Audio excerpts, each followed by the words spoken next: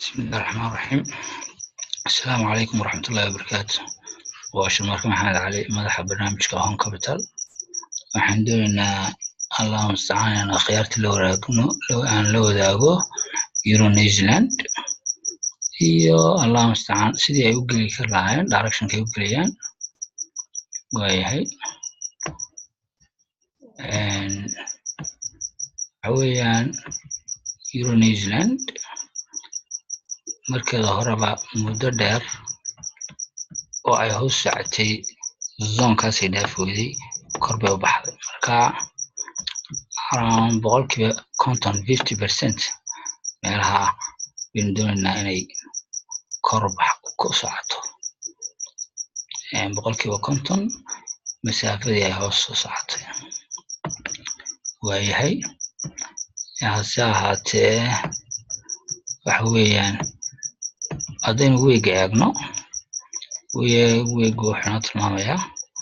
hoos soo socdo laakiin double bottom kaasuu sameeyey volume-kuna wuu yaryahay marka waxaan filaynaa inuu weegu in dib loo noqdeen filaynaa oo waxa weeyaan direction-ku weegu waa direction waa up waa bullish Allahu musta'aan haddii daily eegno daily wuxuu si fiican ugu sawiray trendka inuu kor u jabiyey waxaan haynaa daily inuu trendka uu halkaa kor u jabiyey oo ku xidhmay trendka dushiisa isla markaana halkana waxaan haynaa candlekaas oo bullish noo tilmaamaya candle fiican candlekaas oo si fiican isu sawiray oo bullish noo tilmaamaya waxaa noo tilmaamayaa si awood leh in halkaa buyerskii ay price-ka dib ugu khasbeen inuu kor u baxo kadib markii sicirku uu zoonka dhaafi waayay waayahay waxaan sugnaa waxa weeyaan trendka la jiro oo deedna price-ku halkaa kor uga sii socdo waayahay Allahu musta'aan waxaynu haynaa sidoo kale volume-ka oo inoo sheegaya dib u noqosho trendkaas oo inoo sheegaya inuu price-ka ku xidhmay trendka dushiisa hase ahaatee waxa weeyaan wax waliba markay sidooda isu sawiraan un baa loo baahan yahay inaad ku go'aan qaadatid marka haddaynu eegno dailygu waa si walba ha u qurux badnaadee laakiin waxaad maanka ku haynaysaa masalan haddaan trendkan naga qaado si walba ha u qurux badnaadee waxaad maanka ku haynaysaa inaanu iminka u diyaarsanayn in kor loo galo in up loo galo sababtoo haygaas wax jabiyey ma jiraan haygaa aynu calaamadayno ee u dambeeyey muu jabin price-ku marka markuu kor u dhaafo wixii ka dambeeya unbaa uu dailygu u diyaar u yahay in kor loo baxo marka waayo maadaama aanu dhaafinna waxaa suurtagal ah inuu price-ku zoonka inuu price-ku zoonaha intuu dhaafi waayo oo dabeedna muddo zoonaha uu ku ag wareego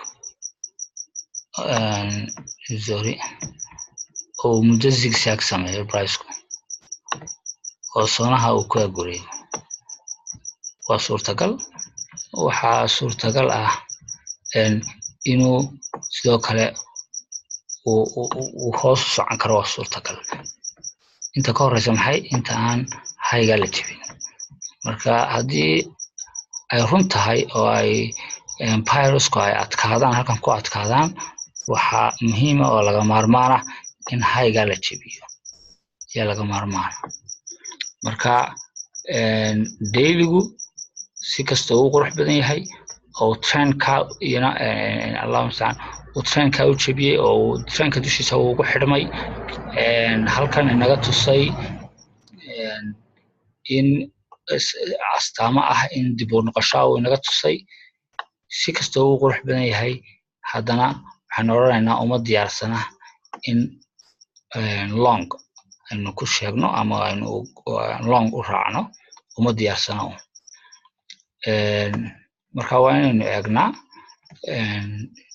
short termka iyo priceku xagga short termka waa inaynu eegnaa iyo priceku inuu ina siiyo direction ah long inuu sheegaya marka dailyga haddaynu iminka nimaadno good 4 hourka haddaynu nimaadno cafwan ikaadi trendka dailyga oo kale masalan sawir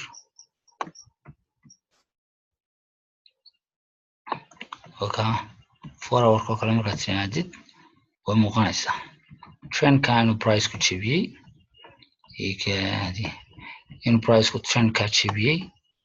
way muuqanaysaa waxaan ka doonaynaa in priceku dib trendkii dailyga inta uu dib u tijaabiyo uu dabeedna halkaa kasii socdo oo kor baxo marka short termka waxaan sugnaa waxa weeyaan retrace priceku retrace oo dabeedna retrace markaynu sugno priceku inuu dib u noqdo hoos soo yaro noqdo dabeedna uu halkaa kasii socdo inagoo masalan haddaynu eegno waxaan eegi karaa masalan Fibonacci oo kale haddaynu ku eegno zonahaas oo kale inay tilmaami karaa masalan Fibonacci oo kale Fibonacciga zonayaasha Fibonacciga in midkood uu ka noqdo ayaynu tilmaami karaa zonahaas oo kale inuu ka noqdo zonaha Fibonacci oo kale inuu ka noqdo ayaynu tilmaami karaa ayaynu filaynaa priceku marka waa inuu dib u noqosho sameeyaa dabeedna halkaa waa inaynu bartaa low u dambeeya baa samaysmaya dabeedna istiraatiijiyadeedu marka ay ku siiso inaad kor u gasho laakiin muhiimaddu waxa weeyaan iminka directionku waa kor haddii masalan aan isnaano iminka oo kale gala waxay yar noqonaysaa waa inaad retracekaa sugtaa baa wacan oo dabeedna aad kadib gasho hase ahaatee haddii aad investor tahay oo aad muddo badan sugi kartid samri kartid stop losska waxaad dhigan kartaa lowga u dambeeya haddii aan masalan si aan numberska u aragtaan aan ku dhufto oo kale waxaad dhigan kartaan 1.6425 ayaa dhigan kartaan stop losska idinkoo priceka uu iminka taagan yahay priceka sicirka uu suuqu taagan yahay markaa idinkoo ku gelaya stop losska waxaad dhigan kartaan 1.6425 dabeedna take profitkana waxaad dhigan kartaa kala badh masalan zonkaas oo kale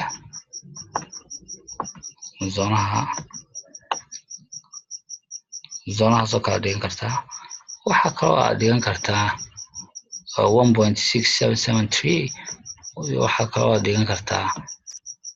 haddii aynu high u sarreeya eegno wiiga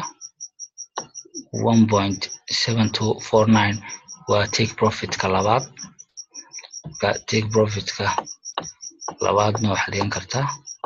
1.7249 way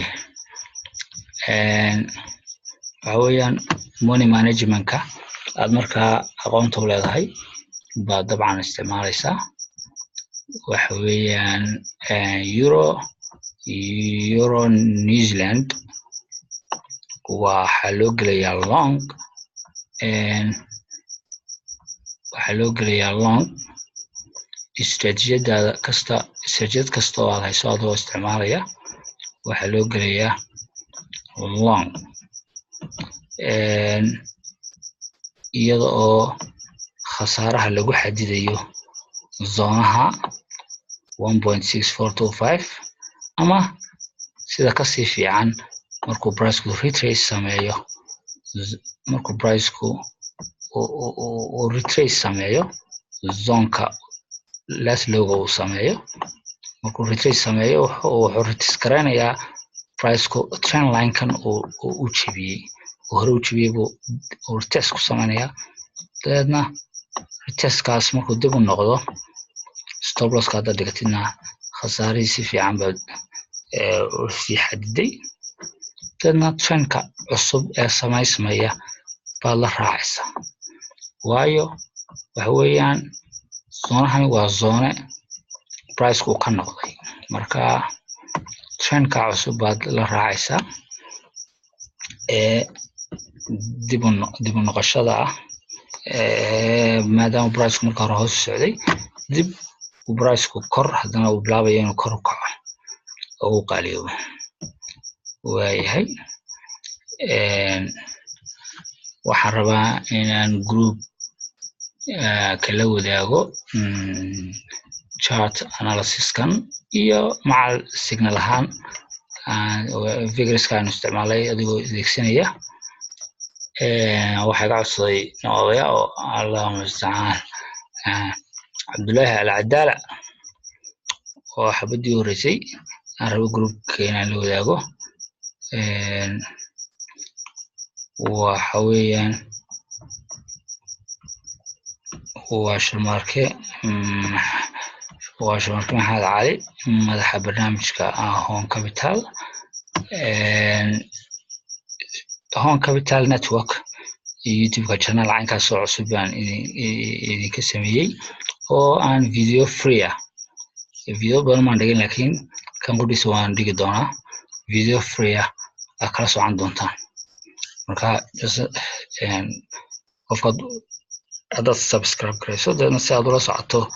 videoda cusub ee aan soo dhigo address-kuna waxa weeyaan telephone number-kii iyo email-kii oo shaashada ku aragtaan والسلام عليكم ورحمة الله وبركاته.